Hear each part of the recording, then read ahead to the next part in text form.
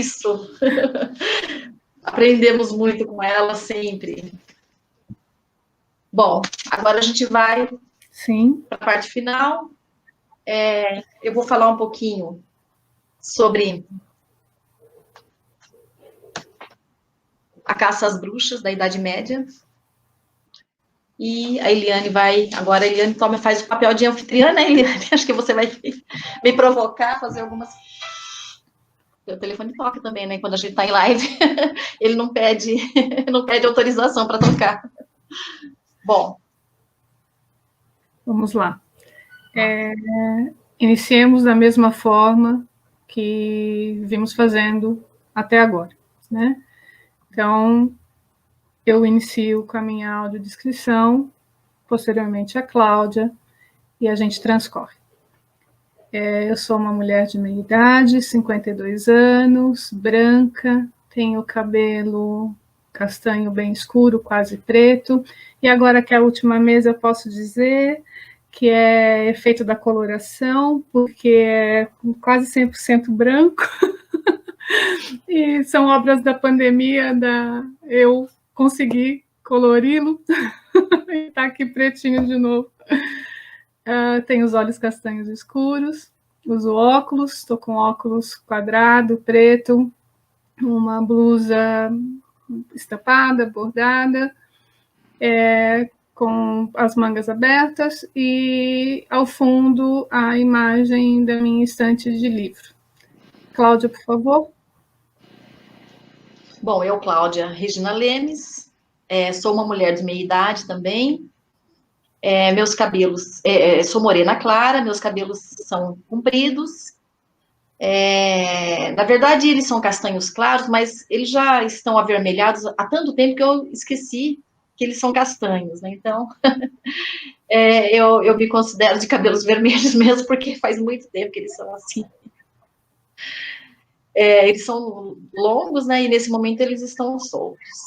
Então, estou com uma blusa vermelha, com pouca maquiagem, brincos pequenos, bem discretos, só 2 bolinhas, né, nas orelhas, e eu estou aqui num ambiente doméstico, que eu uso como local de trabalho, é um escritório improvisado para trabalhar em casa. Nesse momento, eu estou até com um refletor para tentar iluminar o ambiente, porque a iluminação para trabalhar, para fazer live, né, para participar, tem que estar com a iluminação melhor do que a iluminação ambiente mesmo, da luz que tem aqui. Enfim, eu estou aqui, a gente está chegando ao final dessa jornada. Eu estou extremamente emocionada, porque deu certo. Eu fiquei muito emocionada quando a Vivi, eu tenho uma dificuldade para falar Viviana, porque eu chamo de Vivi, mas a Viviana, ou Vivi, falou de que, assim, faça assim mesmo, se todo mundo disser que vai dar errado, faça assim mesmo, não tenha medo. Então, na verdade, acho que nós duas podemos falar que o quanto a gente tentou se superar, né, o quanto a gente lutou para que desse certo. Já há 3 meses que a gente está batalhando para dar certo, e nós passamos por medo de que as coisas não acontecessem. Nós nos preparamos até para, caso acontecesse alguma coisa inesperada, como que a gente ia fazer, e por fim, nós estamos chegando no final dessa jornada, com 9 horas e 48 minutos ao vivo, produzindo conhecimento, pensando, compartilhando ideias, e está tudo dando muito certo, e estou muito feliz por isso. Bom, não é possível fazer um relato histórico, ainda que breve, sobre mulheres na Idade Média, sem mencionar a perseguição que sobre nós se abateu, que foi denominado caça às bruxas. A caça às bruxas do século XVI foi responsável por um verdadeiro genocídio contra o sexo feminino, pouco estudado, pouco denunciado, e que é parte da história dos silêncios que encobre as mulheres. A perseguição às bruxas, na perseguição às bruxas, né, o elemento de luta pela manutenção do poder por parte do homem é claro quando a mulher tida como bruxa supostamente possuiria conhecimentos que escapavam ao controle masculino. Do pecado original, passado pelos contos de fadas, a mulher considerada feiticeira estaria vinculada à natureza e seus poderes não advinham delas mesmas, mas de uma figura masculina. Na lógica patriarcal, o poder da bruxa advinha de sua convivência com os demônios, ou seja, figuras masculinas, né? E do seu pacto com o diabo. Por elas, mesmas confessadas para os seus inquisidores. O processo de bruxaria tinha um considerável enfoque no corpo das bruxas. Elas eram desnudadas à procura de um sinal que pudesse recriminar, procurando essa marca, a marca da bruxa, ou a marca do diabo. Pelos seus eram rapados, todos os seus pelos eram raspados e todo o seu corpo era examinado. Alves e Pitangui, duas pesquisadoras, apresentavam a descrição de um inquisidor em 1583. Mensalmente, a fala do inquisidor, né? Mensalmente, elas se enchem de elementos supérfluos. E o sangue faz exalar vapores que se elevam e passam pela boca, pelas narinas e pelos condutos do corpo, lançando feitiços sobre tudo que encontram. No século XVI, os demonólogos lançavam sobre as mulheres suspeitas de satanismo. E com o mesmo advento do protestantismo, a perseguição não se acalmou, pois Lutero e Calvino aderiram à mesma prática, chegando a ocorrer competição entre as religiões que mais caçassem bruxas.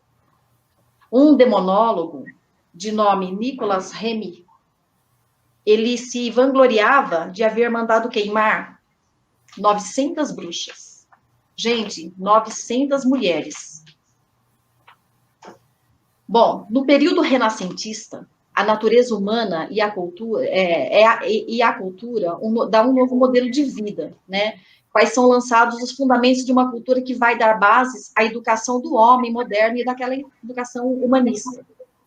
Todo esse período marca também um retrocesso na posição da mulher na sociedade. A formação dos estados nacionais e a centralização do poder provocam um afastamento da mulher da esfera pública. Nesse cenário, e sob influências que foram descritas na sessão anterior, gradativamente foi se formando a família e a infância nos moldes brasileiros. É bem verdade que a política de Portugal foi decisiva na organização da família, já falando no momento colonial do Brasil. Jurandir Freire Costa, ao demonstra como se formou a família, né, no Brasil colônia, e o poder latifundiário dessas famílias. A família passou a ser sinônimo de organização familiar latifundiária. Toda formação social que pudesse fraturar o mito da universalidade era sistematicamente aniquilada. A família escrava foi destruída pela violência física e a dos homens livres, pobres, pela corrupção, pelo favor do clientelismo.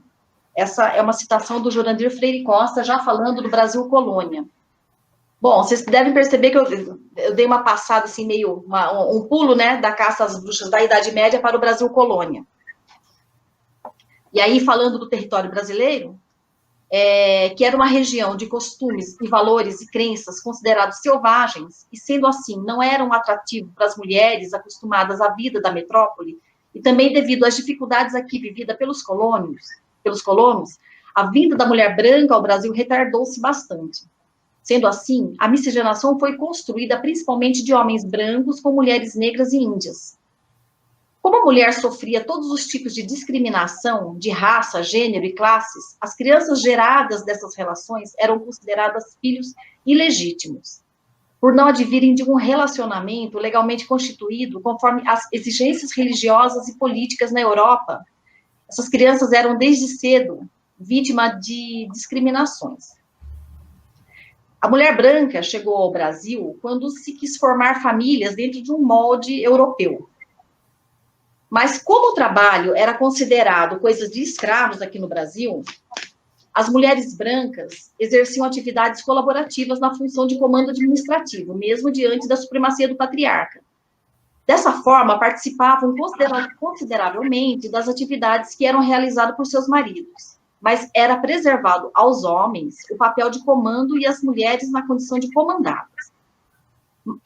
Entretanto, o estereótipo da cor, mesmo da cor branca, dificultou bastante a situação das moças brancas que empobreciam aqui no Brasil. Elas eram vítimas de abandono em Portugal, né? Essas moças que eram vítimas de abandono em Portugal, elas eram mandadas aqui para o Brasil. O Brasil contemporâneo traz consigo a herança da discriminação, da violência que aqui se instaurou nos anos de sua formação, quando foi invadida por uma cultura europeia. Os resquícios desse período ainda refletem em todas e todos nós. Bom, eu defendo conhecimento e consciência histórica. E a capacidade de elaborar a história, acho que são necessárias para que consigamos superar esse grande problema brasileiro. Bom, mas nós somos capazes de superar porque nós estamos aqui, nesse momento, pensando, estudando e tentando construir um Brasil melhor para o bem de todos os homens e mulheres, né? A gente está tentando construir conhecimento, pensar e se conscientizar dessa grande problemática que nós temos em mãos, né? Mas acho que a gente está no caminho, enfim, no caminho certo, no caminho... Quando a gente pensa em construir conhecimento, acho que a gente está pensando um Brasil melhor para todos e todas. Eu peço desculpa, talvez eu esteja cansada, porque 9, 10 horas de trabalho direto no ar, eu acho que a gente vai acaba não concatenando bem as ideias. Mas eu estou me sentindo feliz por estar aqui, por ter conseguido acompanhar, ter conseguido compartilhar. Realmente, fisicamente, a gente acaba... o corpo acaba denunciando e nos deixando um pouquinho cansadas. E aí eu passo a palavra um pouquinho para minha amiga Eliana, para bater a bola aqui um pouquinho comigo, para a gente ir conversando, vai me provocando. Vamos. Sim, falando mais um pouquinho, eu queria a gente pensar o Brasil colônia, né, passando porque a Idade Média e o momento do renascentismo, o Brasil era um país que nós, né, estávamos num momento diferente do momento europeu. Vieram para cá os portugueses e encontraram aqui um território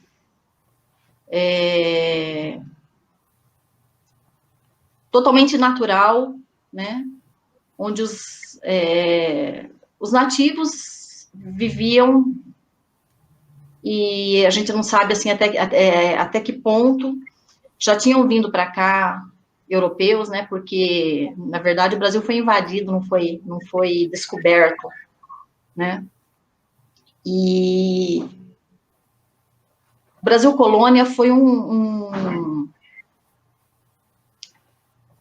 a colonização do Brasil foi de muito sofrimento, de muita discriminação, de muito sofrimento para as mulheres, a miscigenação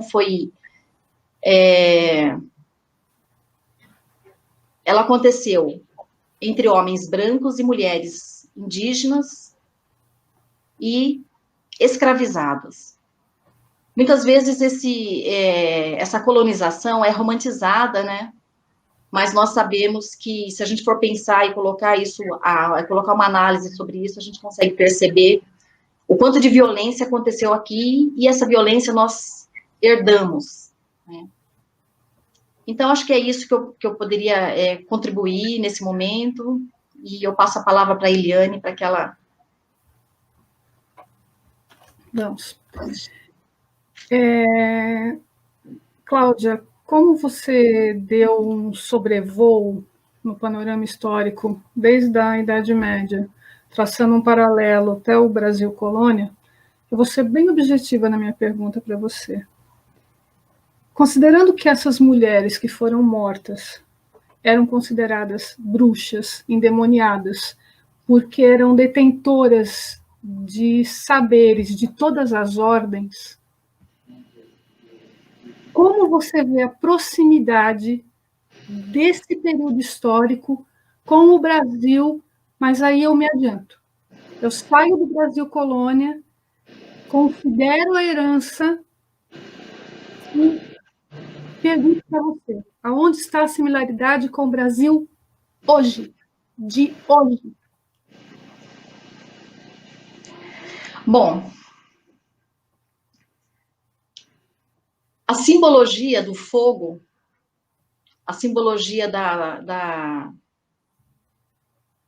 Inquisição, né? Eu acho talvez ela esteja em outras práticas. Hoje as mulheres não são exatamente queimadas, mas algumas ainda são, né? Porque se a gente for pensar na Amazônia queimada, ali tem mulheres, ali tem uma região toda, né, que está sendo queimada, mas não levando para uma outra simbologia, né? Tem Marielle que foi queimada. Por que Marielle foi queimada? Porque tantas mulheres são queimadas ainda. Porque o fogo, tem um filme que agora não vou lembrar o nome do diretor, né? Mas é A Guerra do Fogo.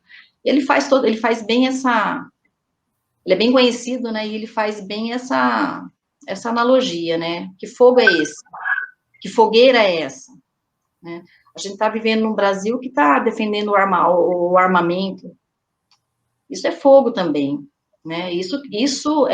O armamento ele quer queimar também pessoas que estão em desacordo, com um sistema de poder e que tá tentando quebrar algumas proposições, né, como trouxe a Lidiane, está querendo inventar uma outra proposição, talvez. E quando se pensa em reinventar outras formas de se praticar a vida em sociedade, você pode estar ameaçando um sistema de poder que quer resistir. E o fogo, o queimar, ele tem uma simbologia de poder, né? É uma simbologia de domínio, de poder. Quem tem o fogo, quem é dono do fogo é quem tem poder. Por isso que alguns países que têm o fogo, entre aspas, né? São países mais poderosos. O fogo é o quê? É a bomba atômica, os armamentos de guerra mais poderosos. Mas as bruxas, né, nós ainda somos queimadas de diversas formas. Seja pelo fogo, como foi a Marielle, seja por fogo, como são tantas mulheres todos os dias, mulheres e meninas, né? Então, eu acho que é esse fogo, são essa caça às bruxas que acontece no Brasil contemporâneo, e não é só no Brasil, né? É no mundo. Ainda muitas mulheres são queimadas, muitas mulheres são discriminadas, muitas mulheres são tirado de nós o direito à igualdade. Como a Sandra falou, ela mesma se surpreendeu, como na França e em vários países que são desenvolvidos, né? Na Europa, ainda a mulher, na construção do conhecimento, na academia, ela não tem tanto espaço como os homens, e isso me surpreendeu também, por quê? Porque a gente vê que na educação básica, na formação básica das mulheres, que é o espaço onde eu trabalho, a gente percebe que tem muito mais, as meninas, elas são mais estudiosas. Isso é notório, eu não estou falando, eu não estou falando de pesquisa que eu vi ou que eu busquei. Estou falando de uma observação empírica mesmo, né? De você bater o olho dentro de uma sala de aula e você perceber que tem sempre muito mais meninas do que meninos. Você observar numa sala de aula que as meninas, elas parecem que estão sempre bem mais preocupadas em entregar trabalhos, em participar. E por que quando chega no topo, né, na parte acadêmica, ou então em profissões que são... existem profissões que são negadas às mulheres? Acho que é porque... Aí eu vou... são hipóteses, né, porque eu não tenho... se deve existir pesquisas, mas eu não estou em posse desses resultados, mas eu acredito que sim, existe alguma coisa aí nesse meio, nesse caminho, que tenta nos eliminar de muitas possibilidades. Quando a gente ouve falar que menina tem que usar rosa, e essa fala está tirando de nós a possibilidade de usar azul, de usar roxo, de usar preto, de usar a cor que a gente quiser usar. Eu gosto de rosa. Tanto é que muitas coisas minhas são rosa, mas é porque eu quero. É difícil aceitar uma imposição de que você tem que fazer isso ou você tem que fazer aquilo, com o seu gosto, com o seu corpo, com as suas escolhas. É isso. A questão da narrativa única, como bem colocou Nicole, né, na mesa que eu estive com ela. Isso nos faz, esse mecanismo todo, nos faz acreditar em tudo isso que a gente escuta, né? E a Lidiane bem coloca depois, quando ela diz, olha, não deu certo, vai lá e tenta de novo, né? Tenta junto, não deu certo junto, vai, tenta, deu errado sozinha, volta, deu certo sozinha, volta e sobe, né? E puxa a outra. É exatamente isso, porque a gente entende que quando você diz ainda somos queimadas, porque ainda vivemos a misoginia, ainda vivemos o sexismo, ainda vivemos esses limítrofes desregrados que são mantidos pelo discurso. E quando a gente sai desses redutos instaurados, desses papéis previamente colocados para a gente assusta, faz tremer, né? A gente também treme. Eu achei incrível a colocação da Itamar aqui. Né? No início eu achei uma loucura um evento tão louco. Itamar, nós também. A gente também achou. Mas Foucault um dia disse que para se falar de loucura haveria de se ter o talento de um poeta. E eu e a Cláudia somos poetas.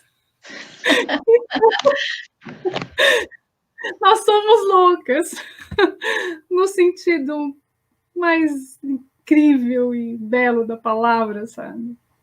No sentido de acreditar na humanidade, no sentido de acreditar no conhecimento, no sentido de acreditar no compartilhamento, na coletividade.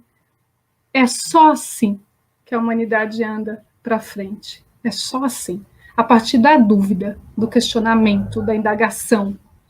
Certeza pressupõe estagnação. Ninguém tem certeza de nada. Quando se tem certeza, não se faz nada.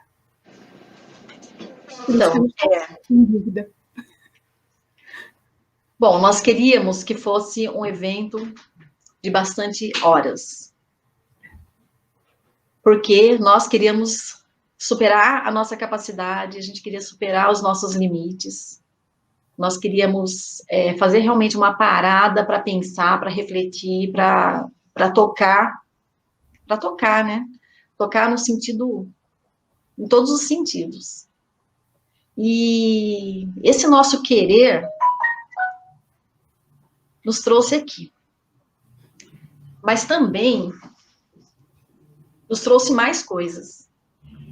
Ele me colocou em contato com essa pessoa maravilhosa que é a Eliane.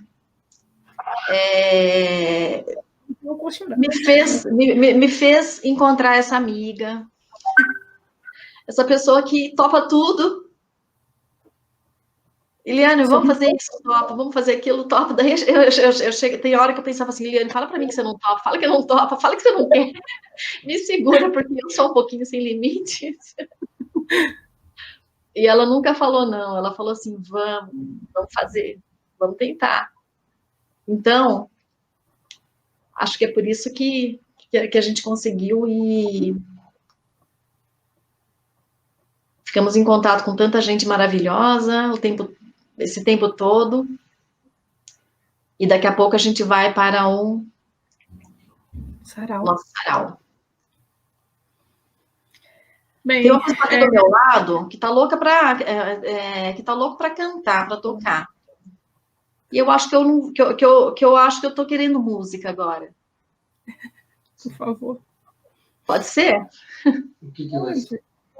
Pode tudo, sem problema. Então, assim, a gente já vai quase que dando uma abertura para o sarau. Eu vou querer depois... Não, eu acho que antes disso eu vou fazer uma leitura. Eu acabo me perdendo muito quando eu estou lendo, né? Porque parece que a gente fica pouco espontâneo. Mas eu vou ler... a gente não tinha previsto, não estava previsto, né? A leitura da ontologia, que é a anticapa, eu acho que ele é muito importante, então eu vou fazer a leitura dessa anticapa, dessa abertura, e depois eu vou pedir para o Paulo, que é um homem feminino, então é só por isso que eu estou deixando ele participar agora aqui, e ele vai tocar, ele está aqui do meu lado com o piano preparado já, mas eu vou fazer essa leitura. A luta das mulheres carrega em si um clamor pelo avanço da consciência humana. A Agenda 2030 para o Desenvolvimento Sustentável é um documento da ONU assinado em 2015 por vários países, dentre eles o Brasil, que se comprometeram a tomar medidas transformadoras para o mundo pelos próximos 15 anos. Apresenta um plano de ação para a prosperidade do planeta. Indica objetivos para o desenvolvimento sustentável e propõe ações para fortalecer a paz universal e o respeito aos limites do planeta. O objetivo 5 deste documento é alcançar a igualdade de gênero e empoderar mulheres e meninas. Essas mulheres e meninas somos nós. Eu vou virar aqui a câmera e vou deixar agora... O Paulo, como você vai tocar... O que eu vou tocar? Pode ser que eu tinha pensado... Super-Homem. Super-Homem? Eu queria depois fazer uma música em homenagem às mulheres do planejamento urbano, da geografia, esse pessoal que tem uma canção que eu acho que tem tudo a ver. Mas vamos lá, então vamos de Super-Homem. Um dia... vivi a ilusão de que ser homem bastaria. Que o mundo masculino tudo me daria. Do que eu quisesse ter.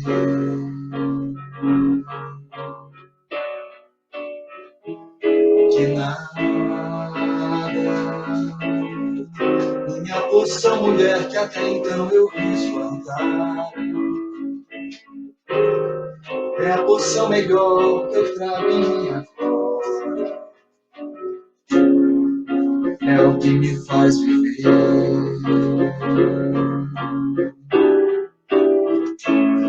Quem dera pudesse todo homem compreender a mãe. Quem dera se no verão o apogeu da primavera e só por ela ser. Quem sabe o super-homem venha nos restituir a glória, mudando como Deus o curso da história, por causa da mulher.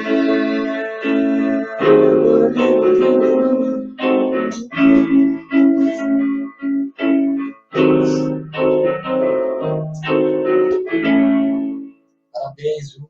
Que vocês arrasam.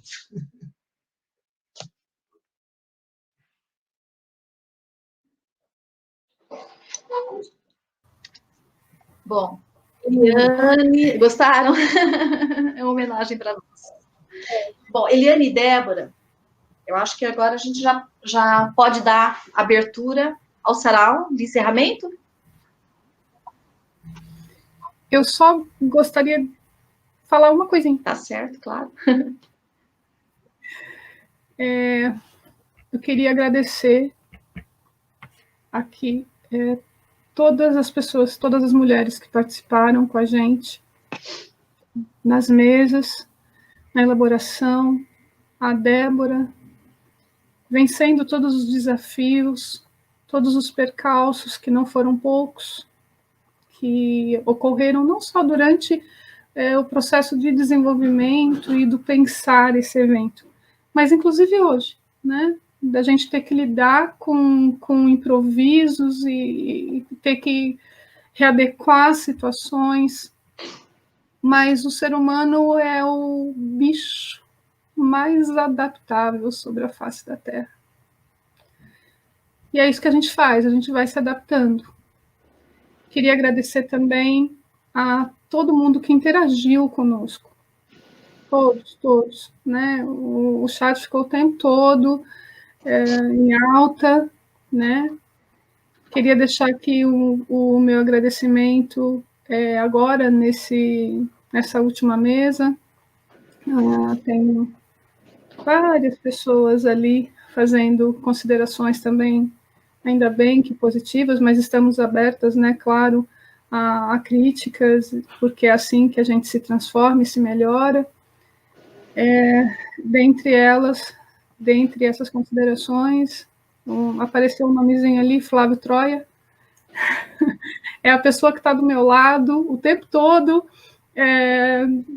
olhando o ajuste da iluminação, segurando a onda de alguma coisa que acontece e me trazendo alguma coisa que eu pedi, né? E aqui me ajudando, como o Paulo está aí, e tantos outros homens. Por que eu citei? Porque eu gostei muito, achei extremamente apropriada a fala da Lidiane, quando ela disse que nós queremos uma outra proposição, né? Nós não estamos em disputa por esse lugar, porque esse lugar nós não queremos. É isso. Eu queria deixar esse registro do meu agradecimento e da minha tamanha emoção de estar chegando aqui a 10 horas e 17 minutos de transmissão.